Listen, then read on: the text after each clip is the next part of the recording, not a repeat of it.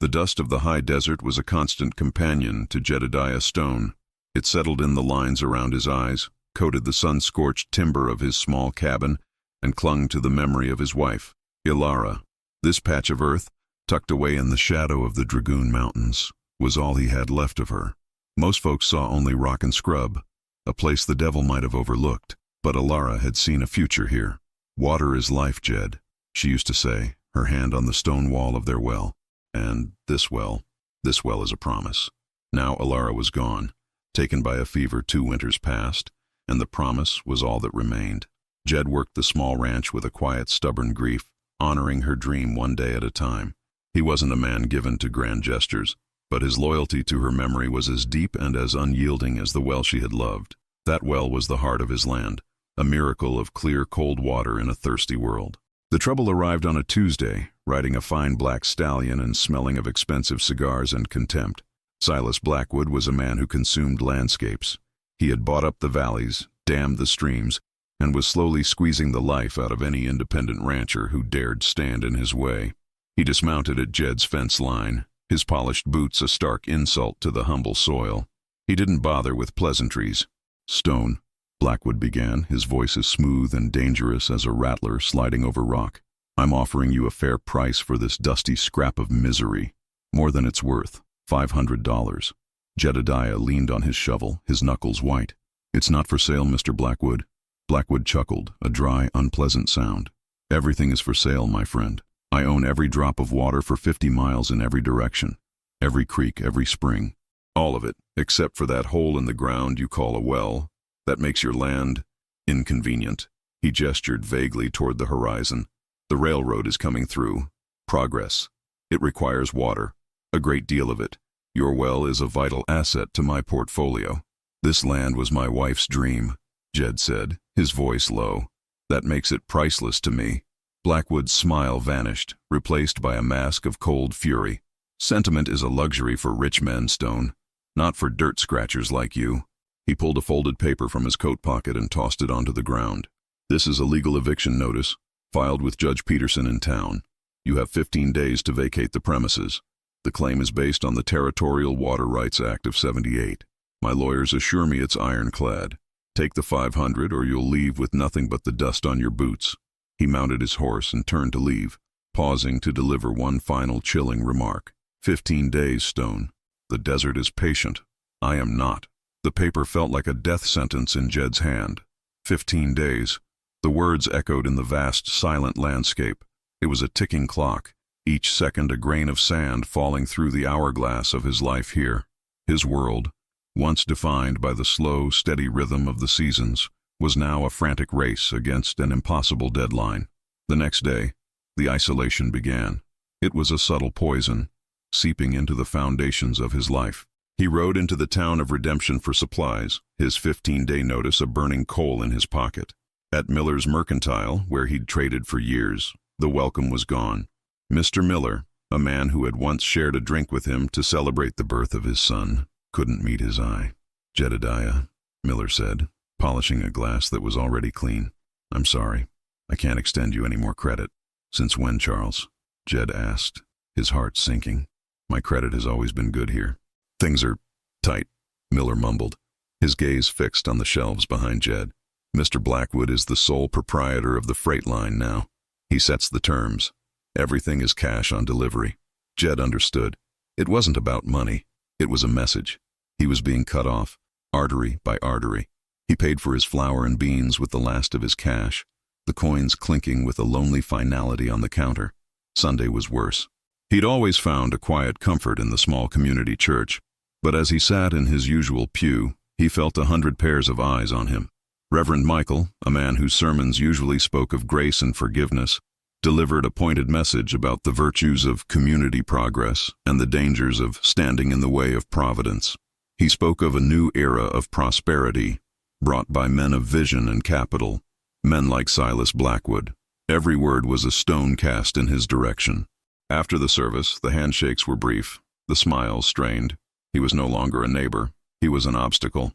The deepest cut came from his closest friend, a fellow rancher named Ben Carter. Jed had helped Ben build his barn after a fire, had sat with him when his youngest daughter had fallen ill. He rode over to Ben's place, hoping for an ally, a friendly voice in the wilderness of Blackwood's making. Ben met him on the porch, his face a mask of conflict.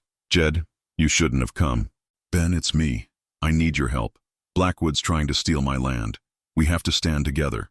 Ben shook his head, his gaze darting nervously towards the road. "You don't understand. Blackwood came to see me yesterday. He made an offer on my land too, a generous one, and he said that anyone seen associating with you would find their own contracts reviewed." Ben's voice dropped to a whisper. "I have a family, Jed. I can't risk it. I'm sorry." He turned and went inside, closing the door behind him. The click of the latch was louder than a gunshot. Jed stood there, utterly alone, the brand of pariah seared onto his soul. He was an island, and the tide was rising. Meanwhile, in a plush office overlooking the dusty main street of Redemption, Silas Blackwood swirled a glass of brandy. The corrupt sheriff, a hulking man named Monroe with a gut that strained the buttons of his vest, stood before his desk. "Stone is being stubborn," Blackwood said, not looking up from his glass. "The social pressure isn't breaking him fast enough. We're on day 7. I want to accelerate his despair." "What do you want me to do, Mr. Blackwood?" Monroe asked, his voice a low grumble. Blackwood finally looked up, his eyes devoid of any warmth. "I want him to feel the wilderness closing in. I want him to believe the world itself is against him. Send a couple of your less reputable deputies out there tonight. Nothing that can be traced back to us. Cut his fences on the North Ridge. Scatter his cattle. Make it look like an Apache raid." Monroe shifted his weight. "Stirring up the Apache, sir? That's risky." "Risk is the price of ambition, Sheriff," Blackwood said coldly. "Besides, the tribe is already unsettled. There are rumors their chief, Iron Eagle, is missing. A little chaos is good for business. It makes people crave order. My order. See to it. I want Jedediah Stone broken and begging to take my offer by the end of the week." The next few days were a living nightmare for Jedediah. He awoke to find his fences cut, the wires snipped with a clean, professional precision that spoke not of a random act, but of deliberate malice. His small herd of cattle, the product of years of careful breeding, was gone, scattered into the canyons and ravines of the high country. He spent 3 desperate days on horseback, chasing down ghosts, his throat raw from calling their names. He found only a few, their hides scarred by buzzards. The physical exhaustion was immense, but it was the psychological weight that was crushing him. Every snapped twig, every shadow that danced in the firelight, felt like a threat. He was a prisoner on his own land. The 15-day deadline loomed, now only 4 days away. On the 14th day, a fierce dust storm blew in from the west, a roiling wall of sand and fury that scoured the land and stripped the last vestiges of hope from Jedediah's heart. He huddled in his cabin, the wind shrieking like a banshee, the dust finding its way through every crack and crevice. When the storm finally passed at dawn, the world was remade in shades of brown and gray. His water pump was choked with grit, his small vegetable garden buried under a foot of sand. It was the final blow. He sank to his knees in the dust, the eviction notice, now crumpled and worn, clutched in his fist. He had failed. He had lost the cattle, his friends, his credit, his will. He looked at the simple wooden cross that marked Alara's grave, its shape softened by the fresh layer of dust. "I'm sorry, Alara," he whispered, his voice cracking. "I'm so sorry. I couldn't keep the promise." This was it, the false defeat, the absolute soul-crushing bottom. There was nothing left to do but pack his few belongings and walk away, another ghost haunted by the desert. As he sat there, shrouded in despair, a flicker of movement near the well caught his eye. He squinted, his heart hammering against his ribs. It was a man, staggering, crawling almost, toward the water. An Apache warrior. His leg was wrapped in a blood-soaked rag, and his face was a mask of pain and exhaustion. He collapsed at the edge of the well, his hand outstretched, clawing at the stone wall. Jed's first instinct was pure frontier survival, fear, the stories of raids, the warnings from Blackwood's men, Monroe's thinly veiled threats. It all screamed at him to run, to hide, to protect what little he had left. An Indian on his land, wounded and desperate, could only mean trouble. It was exactly the kind of excuse Blackwood would use to take everything by force. But then he saw the man's face. The warrior lifted his head, and their eyes met.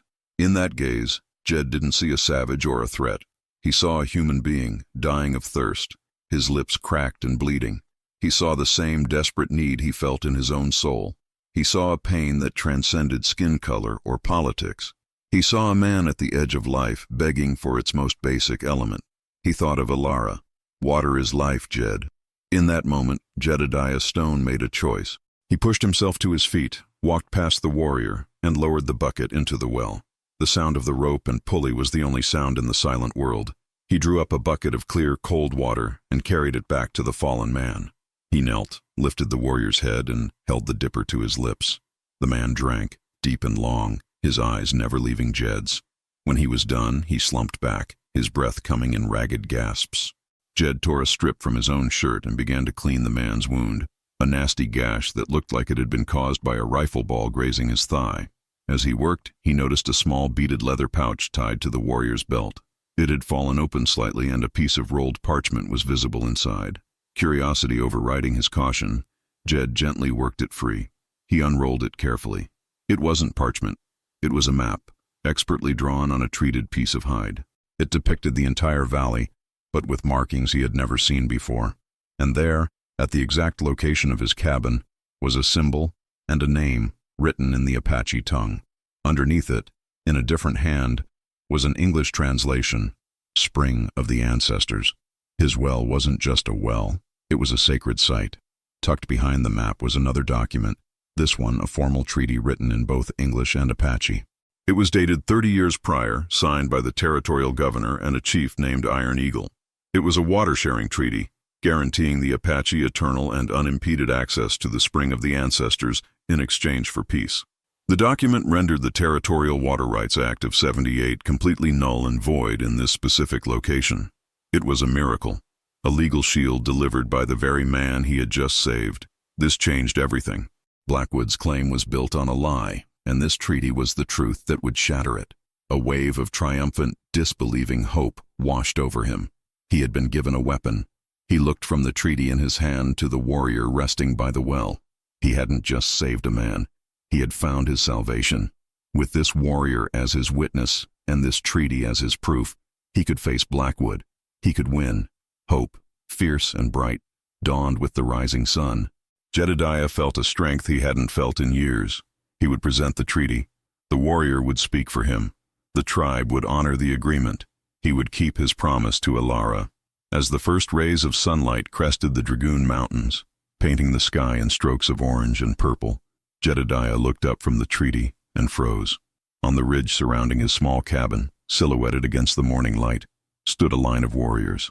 Not one or two, but 50 of them.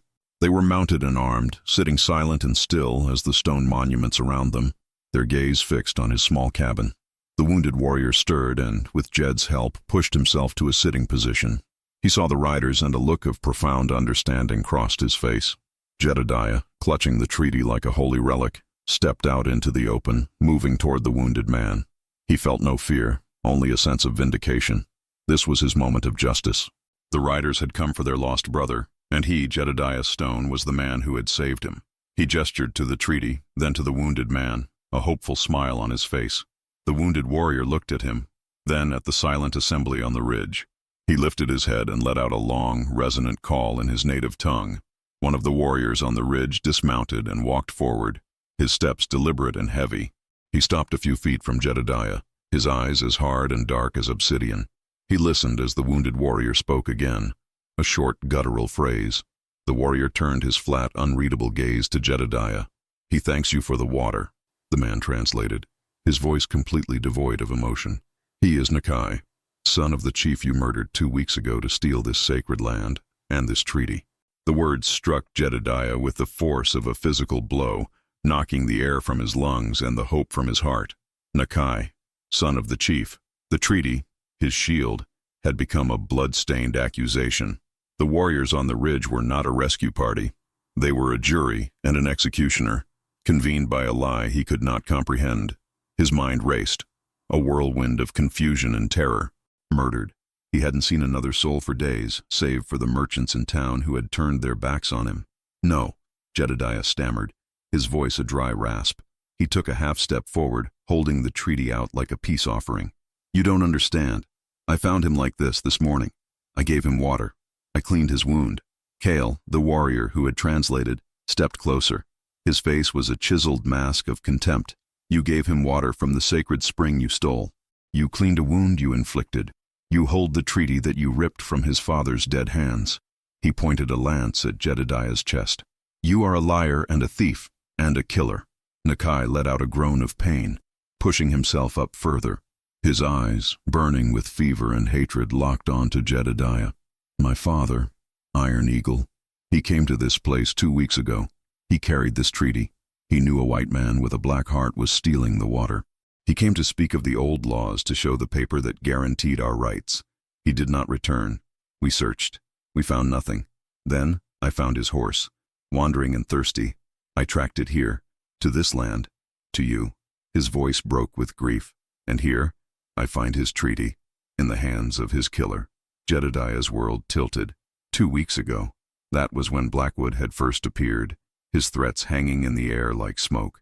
He thought of the cut fences, the scattered cattle, the whispers of an Apache raid. It had all been a lie, a meticulously crafted stage play designed to isolate and break him. But this was a masterpiece of malevolence. Blackwood hadn't just framed him for a raid, he had framed him for the murder of a chief. He had used the tribe's genuine grief and fear as a weapon, aiming it straight at Jedediah's heart. It was him, Jedediah said, his voice gaining a desperate strength. Silas Blackwood, the man who wants this land. He told me he owned all the water. He tried to force me out. He sent his men to destroy my property. He must have killed your father and planned all of this. Cale laughed, a harsh, humorless sound. The rich man, the one who lives in the town. He has no quarrel with us. You are the one living on our sacred ground. You are the one holding the proof of your crime. They were closing in on him now, the circle of warriors tightening. Jedediah looked at the faces around him, hard, unforgiving, and utterly convinced of his guilt. He was a dead man. The truth was a whisper in a hurricane of lies. His final promise to Alara would die with him, buried under a crime he did not commit. He closed his eyes, a single searing image of his wife's smile flashing in his mind. I'm sorry. Just then, the sound of hoofbeats echoed from the main road, fast and purposeful. A party of riders appeared, kicking up a cloud of dust. At the lead, on his fine black stallion, was Silas Blackwood. Beside him rode Sheriff Monroe, his bulk jiggling with the rhythm of his horse. A half-dozen of Monroe's armed deputies fanned out behind them. Blackwood reined in his horse at the edge of the tense circle, his eyes taking in the scene with an actor's practiced gravitas. He feigned shock, his gaze falling on the wounded Nakai, then the armed warriors, and finally on Jedediah, who stood pale and trembling in the center. Good heavens! Blackwood boomed, his voice layered with false concern. What is the meaning of this? Sheriff, it seems we've arrived just in time. He dismounted, striding forward with an air of command, his polished boots parting the warriors as if by royal decree. He stopped before Cale and Nakai, his expression a mask of deep sympathy. I am Silas Blackwood, he said, his voice soft and respectful. I heard there was trouble out here, rumors of a confrontation. I see this brave warrior is wounded. What has happened here? Cale explained in clipped, angry tones, pointing his lance back at Jedediah. He spoke of his missing chief, the sacred spring, and the treaty found in the hands of the murderer. Blackwood listened intently, shaking his head slowly, a look of profound sorrow on his face. He turned to look at Jedediah, his eyes now cold as a winter night. Stone, he said, his voice dripping with disappointment. I warned you. I told you that pride and stubbornness would lead to ruin. But this, to commit murder, to kill a chief and incite a war, all for a worthless patch of dust? He turned back to Nakai. This is a grave crime, a terrible tragedy. This man, Jedediah Stone, has defied the law. He has defied progress, and now it seems he has defied the very laws of decency and peace. He has brought this upon himself. Jedediah stared, speechless. The audacity of the lie was breathtaking. Blackwood was directing the final act of his play, positioning himself as the hero who would deliver justice and restore order. I give you my word as a man of honor, Blackwood continued, placing a hand over his heart. This injustice will not stand. This man will answer for his crimes. To prevent further bloodshed, to ensure that peace between our communities is maintained, I will see to it that he is handed over to you. Your laws are ancient and just. You may have him. Sheriff Monroe grinned, his hand resting on the butt of his pistol. That's right. We'll hand the killer over. A clean end to a messy business. Jedediah's blood ran cold. Blackwood wasn't just going to let him die. He was going to serve him up as a peace offering to the very people he had wronged, cementing his own power and washing his hands of the whole affair. The warriors began to murmur their approval. Justice was being offered, swift and simple. Nakai, his face contorted in pain and grief, struggled to his feet, supported by Cale. He looked from Blackwood's sympathetic face to Jedediah's desperate one. The choice was clear. The rich, powerful man from the town was offering him the head of his father's killer. "No!" Jedediah yelled, his voice cracking with desperation. "He's lying. He is the one who benefits. Ask him why he needs this water so badly. Ask him about the railroad. Ask him why he tried to starve me out." Blackwood simply smiled, a sad, pitying expression. The ravings of a desperate man. It is a sad spectacle. Take him. Two warriors stepped forward, their hands reaching for Jedediah's arms. This was the end. He had fought and lost. He closed his eyes, bracing for the inevitable. Wait. The voice was quiet, but it cut through the tense air like a blade. Everyone turned. Standing on the edge of the property, having arrived on foot, was Ben Carter. He was breathing heavily, his face pale, but his eyes were filled with a fire Jedediah had never seen before. He wasn't alone. Behind him, standing by a wagon, was Mr. Miller from the Mercantile, his arms crossed defiantly. And beside him, his Bible clutched in his hand like a shield, was Reverend Michael. More figures were emerging from the dust cloud behind them, a dozen men and women from the town of Redemption. They stood together, silent and watchful, a small, unlikely army of conscience. Blackwood's mask of composure slipped for a fraction of a second. He hadn't counted on this. He had broken these people, cowed them into submission. "Carter," Blackwood snarled, "what are you doing here? This is official business. Go home." Ben ignored him, his eyes fixed on Nakai. "You have the wrong man," Ben said, his voice shaking but clear. "Jedediah Stone is innocent." Cale scoffed. "And how would you know this? You are one of his friends, come to tell more lies." "I was his friend," Ben said, his voice thick with shame. He glanced at Jedediah. "And I abandoned him when he needed me most, out of fear of that man." He pointed a trembling finger at Blackwood. "But my fear doesn't change the truth. I know Jed is innocent because I saw the men who framed him." A murmur went through the assembled crowd. Sheriff Monroe shifted his weight, his hand tightening on his gun. Ben continued, his voice growing stronger with every word. "The night Jed's fences were cut, I couldn't sleep. I felt ashamed. I saw riders heading this way, so I followed, staying hidden in the rocks. It was two of Sheriff Monroe's deputies." He looked directly at the hulking sheriff, who blanched. "I watched them cut the fences. I watched them scatter the cattle. I thought that was the end of it, but they weren't finished." Ben took a deep breath, his gaze returning to Nakai. 2 nights ago, they came back. I'd been keeping watch on Jed's place, worried what Blackwood might do next. I saw them again, sneaking onto this land in the dark. They had a bundle with them. They were arguing in whispers. I heard one of them say, "Blackwood wants this planted by the well. Make it look like Stone fought him for it." They were talking about your father, Chief Iron Eagle. Nakai's eyes widened, a flicker of doubt piercing through his rage. Blackwood erupted. "This is an absurd fabrication. Carter, you are a desperate man telling tales to save your friend. Sheriff, arrest this man for interfering." Monroe took a menacing step forward, but Mr. Miller's voice rang out, sharp and clear. "You'll do no such thing, Monroe." The storekeeper, who had been unable to meet Jed's eye just days ago, now stood tall. "We've been silent too long. We've let this man," he jabbed a finger toward Blackwood, "choke our town, threaten our businesses, and turn us against our neighbors. We've listened to his promises of progress, but all we've seen is poison. Ben is telling the truth. We stand with him." Reverend Michael stepped forward, his face etched with regret. "I have preached of progress and providence, but I mistook greed for God's will. I used my pulpit to isolate a good man. The sin is mine, and it is ours as a community, but no more. Today we stand for what is right." The townspeople behind them murmured their assent, a low growl of rediscovered courage. They took a collective step forward, a human wall between Blackwood's men and Ben Carter. This was the reversal. Not a prearranged plan, but a spontaneous, coordinated uprising of the soul. The silence hadn't been a strategy. It had been shame. And now, that shame had blossomed into a defiant, unified strength. Blackwood was losing control. His face was a mask of fury.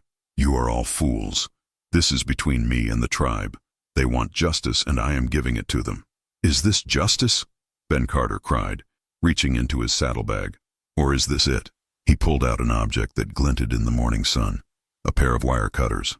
"One of the deputies dropped these that night. I found them yesterday morning. Go on, Sheriff. Tell them these aren't the ones you had specially ordered from St. Louis. The ones with the patented double-action hinge you were bragging about at the saloon last month." Monroe froze, his face turning the color of ash. Everyone in town knew about the sheriff's fancy wire cutters. It was a small detail, but in the face of the truth, it was as damning as a signed confession. Cale looked from the wire cutters to Monroe's terrified face, and then to Blackwood, whose mask of civility was now completely gone, replaced by the raw, ugly face of a cornered animal. The pieces were clicking into place. The lie was unraveling. Nakai took a painful step forward, his eyes boring into Blackwood. "You," he hissed, the word filled with a dawning, terrible understanding. "You came to my people. You told us a settler was stealing water from a sacred spring. You said my father went to confront him. You fanned the flames of our anger. I was helping you," Blackwood blustered, his voice high and strained. "I was helping you find justice for your father." "No," Nakai whispered, his voice resonating with the weight of awful truth. "You needed a war, or the threat of one. You needed the land to seem dangerous, so the government would step in, so the railroad would need a strong man, a man like you, to secure it. You murdered my father not for this small patch of land, but for the entire valley." The scale of Blackwood's deception hung in the air, vast and monstrous. He hadn't just tried to steal a well. He had orchestrated the murder of a chief to trigger a regional conflict, all for the sake of his portfolio. "Seize him!" Blackwood shrieked at his deputies, his composure finally shattering. "Seize all of them! I own this town! I own you!" But the deputies hesitated, looking at the stony faces of the Apache warriors, the determined faces of the townspeople, and the guilty, panicked face of their sheriff. Their loyalty, bought with silver, was no match for the truth that now stood before them. In that moment of hesitation, Cale let out a sharp cry. The Apache warriors, their allegiance instantly shifting, moved not towards Jedediah, but towards Blackwood and Monroe. They moved with a silent, terrifying speed, a tide of righteous fury. Monroe, in a desperate panic, drew his pistol, but before he could aim, Mr. Miller, the mild-mannered shopkeeper, swung a heavy burlap sack of flour from his wagon, catching the sheriff square in the chest. Monroe staggered back, gasping, and two other ranchers leaped forward, wrestling the gun from his hand. The town had found its teeth. Blackwood, seeing his empire crumble in an instant, made a dash for his horse. But Nakai, ignoring the searing pain in his leg, lunged forward and grabbed a fistful of Blackwood's expensive coat, pulling him to the ground. The rich man fell into the dust he so despised, his face a mask of disbelief and terror. The warriors surrounded him, their lances pointed downward. There would be no escape. Justice, true and final, had arrived. They lifted the sputtering, protesting Silas Blackwood and dragged him away. His fate would not be decided by a corrupt judge or a bought sheriff, but by the people whose trust he had betrayed and whose chief he had murdered. They took Sheriff Monroe as well, his blustering threats silenced by the grim faces of his former neighbors. In the sudden, echoing silence, Jedediah stood, the treaty still clutched in his hand. The townspeople gathered around him, their faces full of apology and relief. Ben Carter clapped a hand on his shoulder. "I'm sorry, Jed. I should have stood with you from the start." "You stood with me when it counted, Ben," Jedediah said, his voice thick with emotion. "All of you did." He walked over to the well where Nakai was now being tended to, not by him, but by Cale and Reverend Michael, who was gently cleaning the wound with a cloth dipped in the well's precious water. Jedediah knelt, holding out the treaty. Nakai looked at it, then at Jedediah. His eyes, no longer burning with hatred, were now filled with a deep, weary sadness and a glimmer of respect. "The spring of the ancestors," Nakai said quietly, his gaze on the well. "My father told me stories. He said its water runs deep, connecting the past to the future. He said it was a place of truth. He was right," Jedediah replied, looking at the circle of new allies around him. Ranchers and warriors, a reverend and a shopkeeper. He thought of Alara. The promise was not just about the land. It was about the life it could sustain. The treaty says the spring is to be shared, Jedediah said. A promise of peace. It seems we've all finally learned how to honor it. Nakai nodded slowly. He reached out and took the dipper of water Jedediah offered him. This time, they drank not as rescuer and victim, but as two men who had found common ground in a shared grief and a hard-won truth. The well, once a point of contention, now stood as a monument to their newfound peace. Its water, a testament to a promise finally, truly kept. The town of redemption, and the people in it, had finally lived up to their name.